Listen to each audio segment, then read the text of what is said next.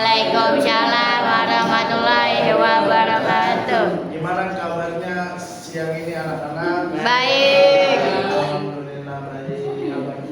Untuk pembelajaran kita pada siang hari ini, kita belajar tentang pembelajaran menguasai konsep psikologi pembelajaran. Ada yang tahu nggak apa itu psikologi? Nggak tahu.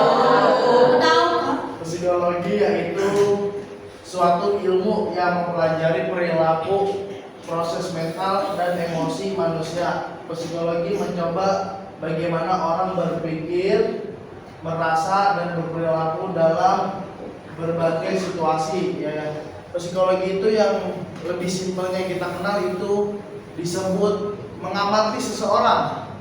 Mengamati seseorang, bagaimana sifatnya, bagaimana proses belajarnya, gimana peningkatan belajarnya, gimana karakternya seseorang. Itu yang disebut psikologi. Psikologi lebih simpelnya kita kenal dengan mengamati seseorang atau mengamati suatu murid. Kita dari psikologi kita bisa tahu emosinya, karakternya, nah terus perilakunya kita bisa tahu dari situ. Teori pembelajarannya, belajar melalui kondisi lingkungan dan pengalaman. Ada yang tahu nggak gimana belajar melalui kondisi lingkungan dan pengalaman? Tidak tahu. Pembelajaran melalui lingkungan yaitu bisa seperti di tempat kebun binatang, nah terus di tempat gedung-gedung yang bersejarah untuk tempat kita belajar. Nah itu disebut belajar melalui kondisi lingkungan. Bisa juga di lapangan kita, nah itu bisa juga. Belajar melalui proses mental dan pemahaman. Belajar melalui proses mental dan pengalaman itu yaitu kita belajar harus menggunakan mental yang kuat. Jangan dikit-dikit kalau diomelin kita marah. Jangan dikit-dikit diomelin kita ngambek sama guru. Gak boleh begitu ya. Belajar melalui pemahaman. Harus paham apa yang disampaikan guru, kita belajar untuk memahaminya. Jangan hanya untuk datang melihat pulang. Jangan, harus datang, melihat, menulis, menghafal dan memahami.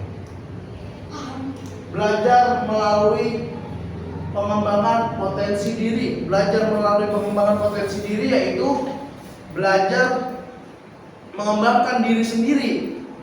Seperti contohnya, ada suatu murid mempunyai potensi diri untuk belajar menjadi seorang yang pintar. Seperti cita-citanya misalkan ingin menjadi guru, berarti kan anak murid tersebut harus mempunyai potensi diri untuk belajar yang giat untuk menggapai cita-citanya. Lanjut, prinsip pembelajaran.